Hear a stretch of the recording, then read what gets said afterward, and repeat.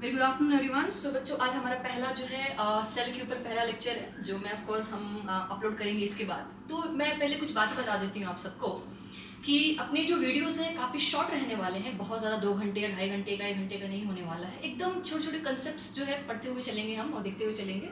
तो let's start.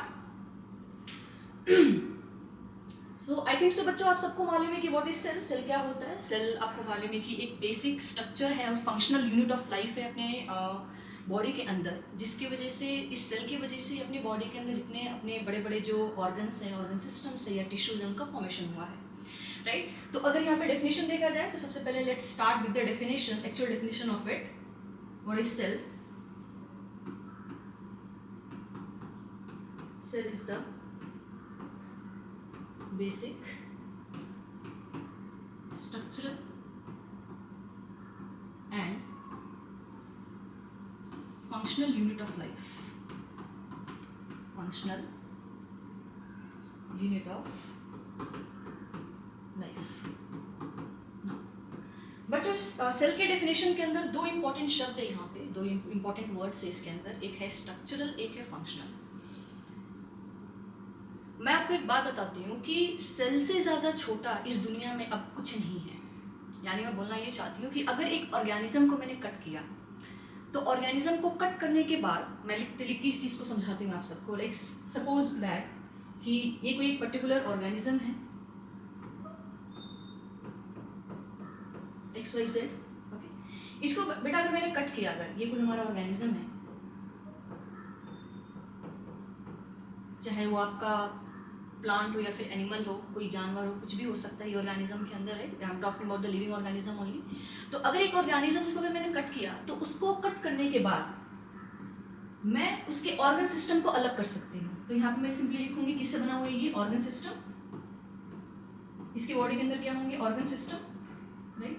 अब organ system के अंदर बहुत सारे ऑर्गन सिस्टम हो सकते हैं। लाइक आपको मालूम है कि एक्सक्रीटरी सिस्टम है, सर्कुलेटरी सिस्टम है, डाइजेस्टिव सिस्टम है, नर्वस सिस्टम है, एंडोक्राइन सिस्टम है, राइट। इतने सारे अलग अलग सिस्टम अपनी बॉडी के अंदर प्रेजेंट होता है। अगर आपने बोला कि ऑर्गन सिस्टम को भी कट करके हम लोग ऑर्गन्स के अंदर हम लोग डिवाइड कर सकते हैं या फिर ऑर्गन्स के अंदर अलग कर सकते हैं, बिल्कुल कर सकते हैं। लाइक अगर मैंने डाइजेस्टिव सिस्टम को ही कट किया अगर, तो आपको मालूम है डाइजेस्टिव सिस्टम के अंदर enormous number of the systems present होते हैं या फिर ऑर्गन्स होते हैं, जैसे आपका गॉल ब्लैडर हो गया, पैंक्रियाज हो गया, स्मॉल इंटेस्टाइन है, लार्ज इंटेस्टाइन है, आपका लिवर है, राइट, आपका इसोफेगस है, आपका स्टमक है, इतनी सारी चीज़ें होती हैं। तो मान लो सपोज करो अगर ऑर्गन सिस्टम के अंदर मैंने एग्जांपल लिया, अगर एग्जांपल मैं लेती हूँ यहाँ पर, क्या एग्जांपल ले लेती हूँ? Digestive system, digestive system. तो बच्चों, अगर डाइजेस्टिव सिस्टम को मैंने और अगर कट किया, अगर मैंने इसको थोड़ा और अगर मैंने इसका ब्रेक डाउन किया और इसको थोड़ा तड़ा, तो इसके अंदर और क्या चीज़ें मिल सकती हैं मुझे? इसके अंदर देखने को मिलेगा लिवर, यस लिवर हो सकता है, देन स्टमक हो सकता है, राइट। देन इसके अंदर जो हमारे intestine, small intestine, large intestine, gall bladder, gall bladder. Next यहाँ पर बात करेंगे, अगर मैंने मान लो सपोज करो यहाँ पर सिर्फ अब लिया मैंने ओनली लीवर, मैं सिर्फ लीवर लेती हूँ, तो लीवर को भी अगर मैं कट करूँ, अगर मान लो सपोज करें यहाँ पे मैं एक लीवर बना लेती हूँ पहले, अगर मैं लीवर को भी अगर मैंने कट किया, तो लीवर को कट करने के बाद बच्चों मैं क्या कर सकती हूँ? उसको टिश्यू के अंदर कन्वर्ट कर सकती हूँ। लाइक लीवर को कट करके मैं उसके छोटे छोटे जो पीसेस होते हैं, that is nothing but what, वो लीवर के टिश्यूज हो सकते हैं। तो यहाँ पर मैंने सिंपली क्या किया, मैंने एक ऑर्गेनिज्म लिया, उसको कट किया, उसके सारे ऑर्गन सिस्टम को अलग किए। ऑर्गन सिस्टम को अलग करने के बाद मैंने उसके सारे सिस्टम्स को, लाइक इसके सारे ऑर्गन्स को अलग किए। मैंने एक एग्जांपल लिया डाइजेस्टिव सिस्टम। यहाँ पर मैं देख सकती हूँ यहाँ पे सारे उसके क्या प्रेजेंट है बच्चों? ये प्रेजेंट है उसके ऑर्गन्स। देन उस ऑर्गन में मैंने एक सिंपल लीवर लिया, लीवर को जो मैंने कट किया बच्चों, तो कट करने के बाद इसके छोटे छोटे मुझे फ्रेगमेंट्स में क्या मिल गए? कुछ टुकड़े ऐसे मिले, जिसको मैंने क्या बोल दिया? मैंने बोल दिया है टिश्यू। यस मैम, आपने बोल दिया टिश्यू। और अगर मैं अब इस टिश्यू को कट करूं, तो इसमें से क्या निकलेगा? सेल। क्या निकलेगा? एट द लास्ट में आपका क्या होगा? आपका सेल। तो यहाँ पे सिंपली लास्ट में क्या बच जाएगा? आपका सेल, सेल ऑफ या सेल्स ऑफ लीवर। ना अब मैं तुमसे बोलूं कि ऑर्गेनिज्म लिया, ऑर्गेनिज्म को जो मैंने कट किया, तो उसको मैंने डिवाइड कर दिया किसके अंदर, या फिर उसको मैंने क्या किया? ऑर्गन सिस्टम के अंदर कन्वर्ट किया। ऑर्गन सिस्टम के अंदर मेरे बॉडी में बहुत सारे ऑर्गन होते हैं। मैंने वहाँ पे एग्जांपल लिया कि आपके डाइजेस्टिव सिस्टम का। डाइजेस्टिव सिस्टम के अंदर बहुत सारे अलग अलग ऑर्गन्स प्रेजेंट होते हैं। मैंने वहाँ पे सिंपली आपके लीवर का एग्जांपल लिया। लीवर के एग्जांपल में मैंने क्या किया, लीवर को लेने के बाद उसके छोटे छोटे फ्रेगमेंट्स किए। फ्रेगमेंट्स करने के बाद मैंने क्या किया, उसके सेल्स बाहर निकाले। और अब तुम अगर मुझसे पूछो कि मैम सेल का भी कुछ हो सकता है, तो बेटा यहाँ पे माइक्रो सेल जैसा कुछ भी नहीं होता। तो मैं वही आपको समझा रही हूँ कि जो डेफिनेशन में लिखा हुआ है कि cell is the basic structural and functional unit of life, क्योंकि सेल से ज़्यादा छोटा कोई स्ट्रक्चर नहीं है और ये सेल के अंदर इतनी कैपेसिटी है, इतनी पोटेंशियलिटी है कि वो हर एक फंक्शन को परफॉर्म कर सकता है। How it's possible? देखो बच्चों, we are multicellular organisms, but यहाँ पे कुछ और भी ऑर्गेनिजम्स हैं जो यूनिसेलुलर हैं। वो सिंगल सेल होने के बावजूद भी सारा का सारा फंक्शन अपने सिंगल सेल से लीड करते हैं, राइट? तो यहाँ पर यही मतलब हुआ कि सेल से ज़्यादा छोटा इस दुनिया में कुछ भी नहीं है। ओके, सो होपफुली आपको ये कंसेप्ट क्लियर हो गया होगा कि what is cell. Cell is the basic structural and functional unit of life. Cell से ज़्यादा छोटा इस दुनिया में कुछ भी नहीं होता। सेल से बड़ा होता है टिश्यू, टिश्यू से बड़ा होता है ऑर्गन, ऑर्गन से बड़ा ऑर्गन सिस्टम, एंड उसके बाद कंप्लीट होल आपका organism. Now moving towards the next. अब बेटा यहाँ पर कुछ इंपॉर्टेंट बातें मैं आपको बताना चाहती हूँ, कुछ बातें यहाँ पे समझाना चाहती हूँ कि जैसे कि आ जाओ ना, अगर कोई एक सेल है तो डेफिनेटली सेल के कुछ इंपॉर्टेंट फंडामेंटल प्रॉपर्टीज होंगे। मतलब आप किसी को भी सेल नहीं बोल सकते। लाइक अगर एक लिविंग सेल है तो उसके कुछ बेसिक फंडामेंटल प्रॉपर्टीज होनी चाहिए। उसके अंदर क्या होना चाहिए, तो पहला देख लो इसके अंदर क्या है कि सबसे पहले इंपॉर्टेंट चीज उसमें ये होना चाहिए। First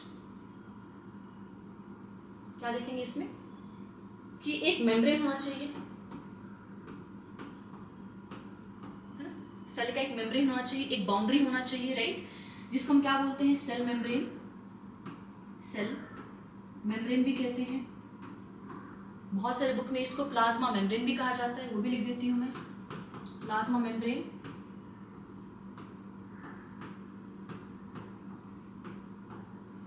apart from the cell membrane, plasma membrane कुछ और भी है, बायोलॉजिकल मेम्ब्रेन भी कहा जाता है, प्लाज्मा लेमा भी कहा जाता है। तो पहली प्रॉपर्टी ये हो गई कि भाई सेल अगर है, अगर ये कोई भी पर्टिकुलर अगर सेल होता है तो सेल का क्या होना चाहिए, एक पर्टिकुलर एक मेम्ब्रेन होना चाहिए। लाइक अगर ये मेरा सेल है तो सेल के अंदर मैं क्या बोल सकती हूँ कि व्हाट इज दिस, ये जो बाहर का क्या हो गया बच्चा आपका, एक मेम्ब्रेन होना चाहिए। मेम्ब्रेन क्यों होना चाहिए, ताकि सेल के अंदर का मीडियम और सेल के बाहर का मीडियम, इनसाइड द मीडियम से आउटसाइड द मीडियम को क्या कर सके, वो सेपरेट कर सके। मेम्ब्रेन का मेन फंक्शन होता है कि इंटर सेलुलर और एक्स्ट्रा सेलुलर मीडियम को सेपरेट किया जाए। ओके, तो यहाँ पे लिख देती हूँ मैं, मेम्ब्रेन का मेन फंक्शन क्या है आपका, इसका function separation of intracellular medium from extracellular medium, extracellular medium। तो पहला मेन फंडामेंटल प्रॉपर्टी, ये बात आपको समझ में आ गई होगी। दूसरा यहाँ पे सबसे इंपॉर्टेंट जो आपका होना चाहिए, दूसरा इंपॉर्टेंट फंक्शन ये होना चाहिए कि सेल के पास ये कैपेसिटी हो कि वो हर तरह का मेटाबॉलिक फंक्शन परफॉर्म कर सके। अगर मैं एग्जांपल दूं यहाँ पे अपनी ह्यूमन बॉडी के अंदर, आप सब जब थोड़े हायर क्लासेस में जाओगे तो उस क्लासेस के अंदर आप पढ़ोगे आप क्रेब्स साइकिल के बारे में, ग्लाइकोलाइसिस साइकिल के बारे में, जो बेसिकली आपके सेल के अंदर चलता है। वो आपके सेलुलर प्रोसेस होते हैं। तो सेल के अंदर ये कैपेसिटी होना चाहिए कि वो हर तरह का मेटाबॉलिक फंक्शन को परफॉर्म कर सके, चाहे वो सिंगल सेलुलर ऑर्गेनिज्म के अंदर हो या फिर मल्टी सेलुलर ऑर्गेनिज्म के अंदर हो। तो ये क्या सेकेंड इंपॉर्टेंट पॉइंट कि मेटाबॉलिक फंक्शन परफॉर्म करने वाला चाहिए, मेटाबॉलिक फंक्शंस को परफॉर्म करने वाला चाहिए। आई बस समझ में, चाहे वो कैटाबॉलिज्म हो, एनाबॉलिज्म हो, कुछ बनाना हो, कुछ बिगाड़ना हो, ब्रेक डाउन करना हो, सिंथेसिस करवाना हो, ये सब के सब सेल के अंदर प्रेजेंट होना चाहिए। Third and the most important thing कि कोई भी इंफॉर्मेशन है उसको अपने बॉडी के अंदर वो रिस्टोर करने वाला चाहिए। तो अभी मान लो सपोज करो अगर मैं कुछ पढ़ाई कर रही हूँ, मैंने कुछ नया कुछ सीखा, तो उस चीज़ को मैं कहाँ पे अपने बॉडी के अंदर कहाँ स्टोर करके रख सकती हूँ, ऑफकोर्स अपने ब्रेन के अंदर। तो सेल के अंदर भी कुछ ना कुछ ऐसा कोई ब्रेन वाला फंक्शन चाहिए, कुछ ऐसा बॉस चाहिए, कोई तो उसके अंदर चाहिए हमें कि सारे इंफॉर्मेशन को स्टोर करके रखे वो। लाइक वो दिन भर क्या काम कर रहा है, मेटाबॉलिज्म कैसे उसने परफॉर्म किया, ग्लाइकोलाइसिस कैसे उसने किया, कोई भी चीज़ प्रोटीन बना रहा है कैसे बना रहा है, मेम्ब्रेन बना रहा है कैसे बना रहा है। तो सारे इंफॉर्मेशन को स्टोर करने के लिए उसके पास कुछ ना कुछ प्रेजेंट होना चाहिए। तो अपने सेल के पास क्या होना चाहिए बच्चा, एक ऐसा टेक्निक, एक ऐसा कोई सब्सटेंस, ऐसा कोई मॉलिक्यूल जो सारे इंफॉर्मेशन को स्टोर करके रखे, जिसको हम क्या कहते हैं, डीएनए। आई बस समझ में। तो इंफॉर्मेशन को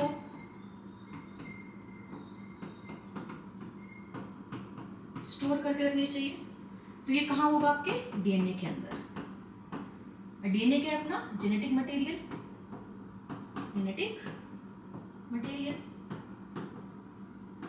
तो याद रखना, ये कुछ आपके सम फंडामेंटल प्रॉपर्टीज है किसके, सेल के। पहला इंपॉर्टेंट फंक्शन क्या है, ये पहला इंपॉर्टेंट फंक्शन ये है मैम कि सेल का एक पर्टिकुलर मेम्ब्रेन होना चाहिए। दूसरा इंपॉर्टेंट फंक्शन ये है कि सारे के सारे मेटाबॉलिक एक्टिविटी को परफॉर्म करने वाला चाहिए, ओके, चाहे वो आपका यूनिसेलुलर या फिर मल्टी सेलुलर हो। एंड तीसरा द मोस्ट इंपॉर्टेंट थिंग कि सेल के अंदर जितने भी काम हो, उन सारे काम को वो कहीं ना कहीं किसी इंफॉर्मेशन के अंदर स्टोर करके रखे, जिसको हम क्या कहते हैं, डीएनए, जो अपना क्या है, जेनेटिक मटेरियल। होपफुली आपको ये सारा कंसेप्ट क्लियर हो रहा होगा। Now moving towards the next, अब आ जाते हैं सेल की डिस्कवरी के ऊपर। Very important and I think सो बहुत इंटरेस्टिंग है।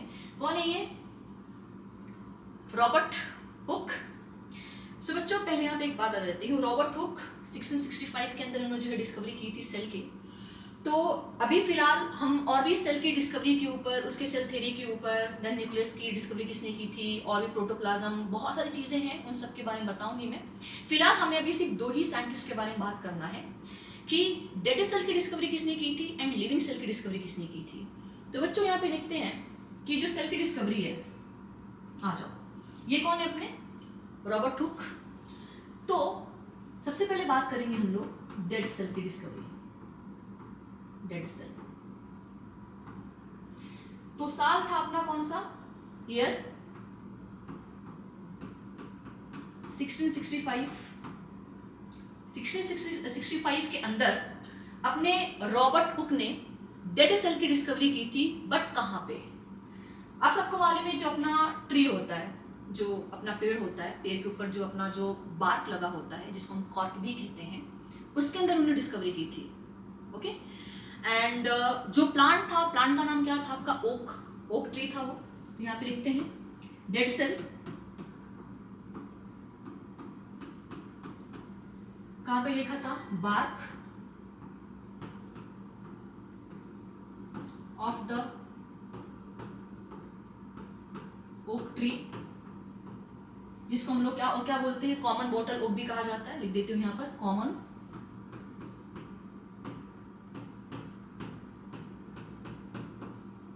बॉटल ओक भी कहा जाता है। उसके अंदर उन्होंने डिस्कवरी की थी।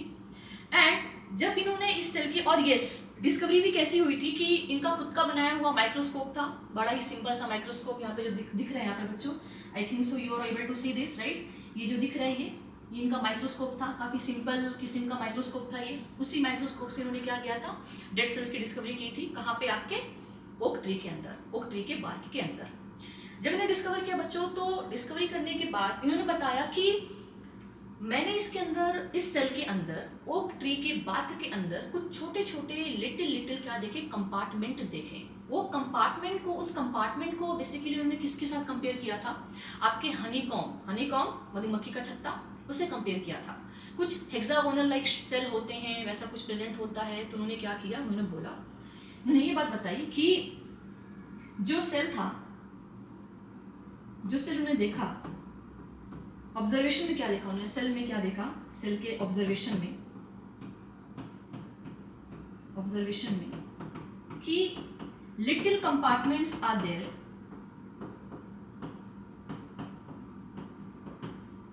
Little compartments are there.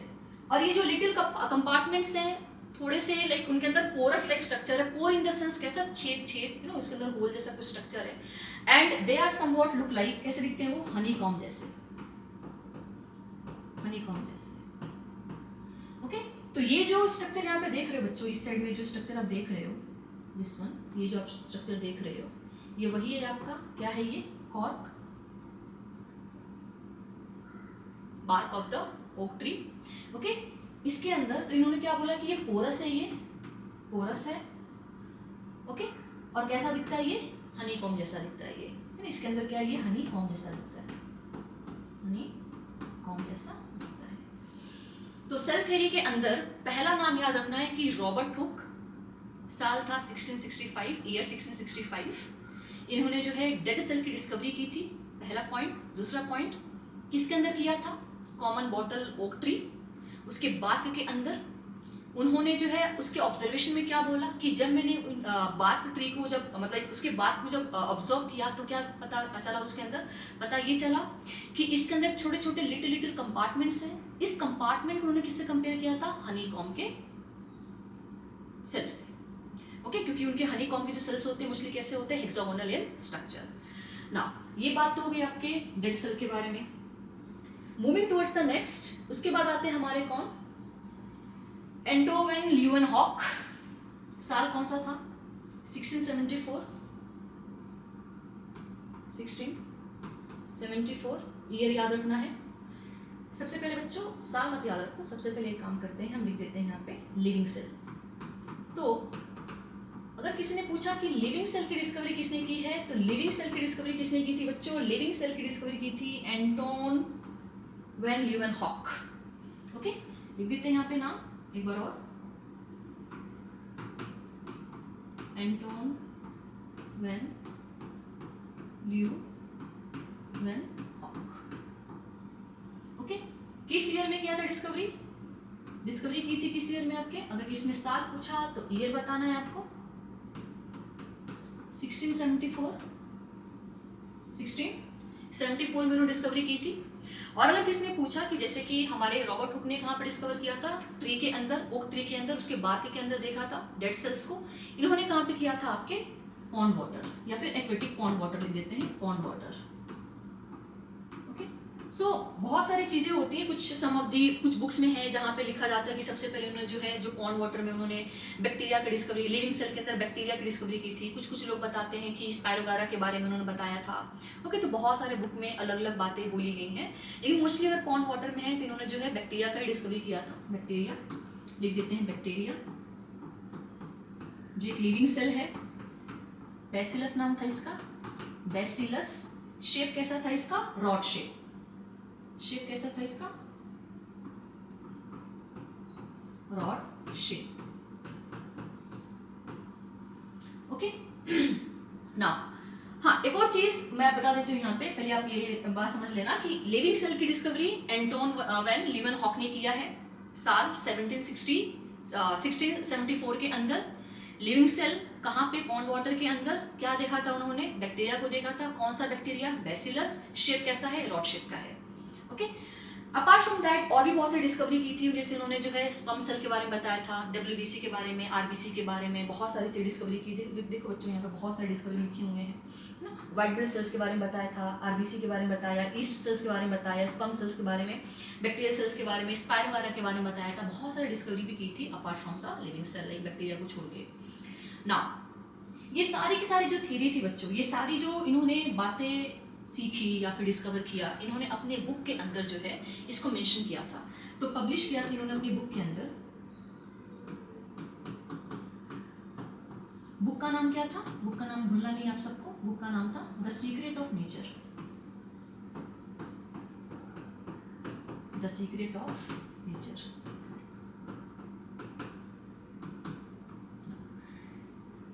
और किसने अगर पूछा कि हमारे जो है रॉबर्ट हुक ने, इन्होंने कौन से बुक के अंदर सारी चीजें मेंशन की थी, तो यहां पर लिख देना इनकी जो बुक का नाम था, बुक का नाम था माइक्रोग्राफिया, माइक्रोग्राफिया। ओके, सो रॉबर्ट हुक के बुक का नाम माइक्रोग्राफिया, एंड आपके ल्यूवेनहॉक का नाम, उनके बुक का नाम क्या था आपका, the secret of nature. Okay, the secret of nature. Now moving towards the next का टॉपिक है different size of the cells. अब बच्चों देखा जाए तो इस दुनिया में सबसे छोटा जो ऑर्गेनिज्म है बैक्टीरिया है, बट बैक्टीरिया के अंदर बहुत सारे एग्जांपल्स आते हैं, बहुत अलग अलग बैक्टीरियाज हैं। तो बैक्टीरिया में भी सबसे छोटा जो बैक्टीरिया है, सबसे छोटा इस दुनिया में, जो स्मॉलेस्ट, पहले लिखेंगे हम लोग, लिखते हैं स्मॉलेस्ट सेल कौन सा है आपका? माइकोप्लाज्मा। माइकोप्लाज्मा इसकी जो साइज होती है अप्रॉक्सीमेटली 0.1 माइक्रोमीटर होती है और इसको हम लोग PPLO भी कहते हैं। PPLO उसका आपका फुल फॉर्म है प्लूरोनिमोनिया लाइक ऑर्गेनिज्म। ओके, लिख देते हैं यहाँ पे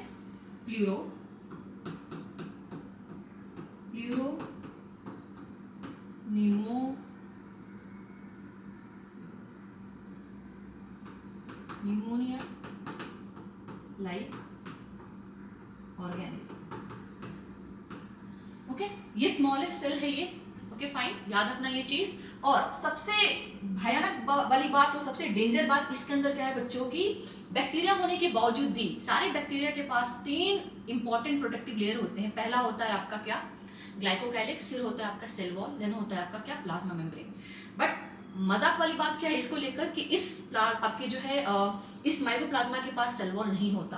तो याद रखना ये चीज, बहुत इंपॉर्टेंट पॉइंट है ये, स्टार मार्क कर देती हूं मैं। It lacks cell wall. ये तो हो गया स्मॉलेस्ट सेल। सेकेंड इंपॉर्टेंट जो आएगा आपका, सेकेंड इंपॉर्टेंट, लॉन्गेस्ट सेल कौन सा है? लॉन्गेस्ट सेल कौन सा है?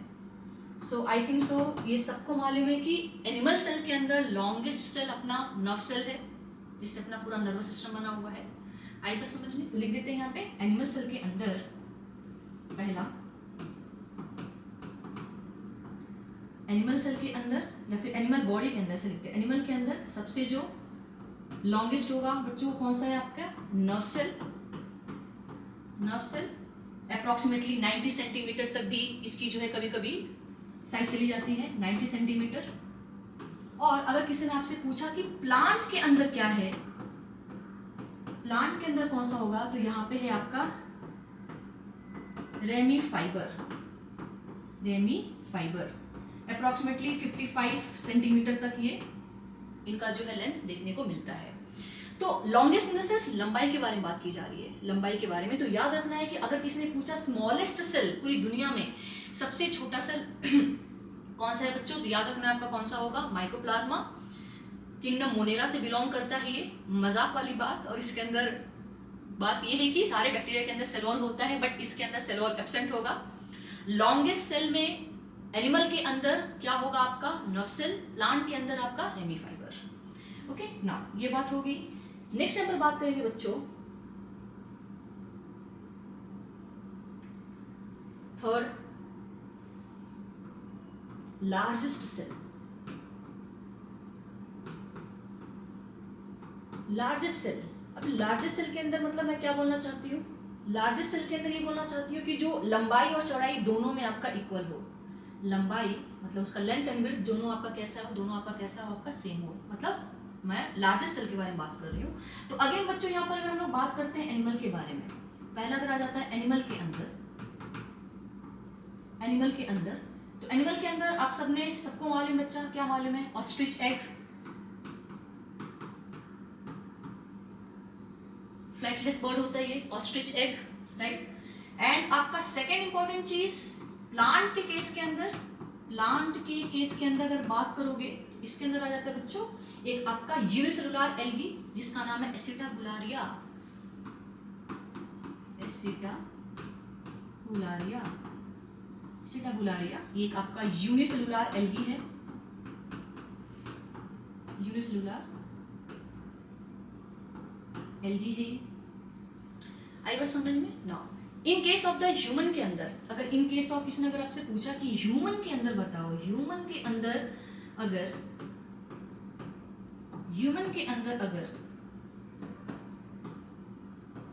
स्मॉलेस्ट सेल है, स्मॉलेस्ट सेल और लार्जेस्ट सेल, तो आप क्या बोलोगे? स्मॉलेस्ट सेल के अंदर ह्यूमन के केस के अंदर बच्चा आएगा आपका क्या? स्पर्म। स्पर्म सबसे छोटा सेल है। एंड आपके लॉन्गेस्ट सेल के अंदर आएगा, या सॉरी लार्जेस्ट सेल के अंदर आएगा आपका ओवम, जिसको हम लोग एग भी कहते हैं। ओके, तो आज के लेक्चर में बस इतना ही। आप सारे बच्चों से ये निवेदन है कि आज बस इतना ही पढ़ ले बच्चे आप सब, कि हमने क्या क्या देखा इसके अंदर। पहला कि सेल क्या होता है, basic structure and functional unit of life. मैंने आपको बताया कि इस दुनिया में सेल से छोटा कुछ भी नहीं है। ये चीज़ मैंने आपको प्रूफ करके बताया, समझाया और दिखा भी दिया कि क्यों नहीं होता ये चीज़। नेक्स्ट यहाँ पर इंपॉर्टेंट चीज़ क्या है कि भाई उसके कुछ फंडामेंटल प्रॉपर्टीज होने चाहिए कि पहला उसके अंदर मेम्ब्रेन होना चाहिए, मेम्ब्रेन बाउंड होना चाहिए, यानी मेम्ब्रेन प्रेजेंट होना चाहिए। दूसरा, सारे मेटाबॉलिक फंक्शन परफॉर्म करने वाला चाहिए। तीसरा, उसके पास कुछ तो ऐसा होना चाहिए कि सारी इन्फॉर्मेशन को अपने अंदर स्टोर करके रखे। देन मैंने आपको सेल की डिस्कवरी के बारे में बताया कि भाई डेड सेल किसने डिस्कवर किया, कहाँ डिस्कवर किया, कब डिस्कवर किया, किससे उन्होंने क्या क्या कंपेयर किया था, किस बुक में इन्होंने सारी अपनी थ्योरी को लिखा आफ्टर दी फाइंडिंग, और जो भी उन्होंने डिस्कवर किया था बच्चों। देन मैंने बताया कि लिविंग सेल के अंदर कौन आए आपके, लिविंग सेल किसने डिस्कवर किया, कहाँ डिस्कवर किया, इन्होंने अपने फाइंडिंग को किसके अंदर, किस बुक के अंदर पब्लिश किया था, राइट। उसके बाद बच्चों हमने बात की किसके बारे में, different size of the cells. Smallest cell कौन सा इस पूरी दुनिया में, longest cell in case of animal क्या है, इन केस ऑफ प्लांट क्या है, लार्जेस्ट सेल इस इन केस ऑफ एनिमल कौन सा है, इन केस ऑफ आपका प्लांट कौन सा, और ह्यूमन के अंदर स्मॉलेस्ट सेल कौन सा होता है, एज वेल एज आपका जो है लार्जेस्ट सेल्स कौन सा होता है। तो ये सारी बातें हमने कर ली। सो बच्चों आज के लिए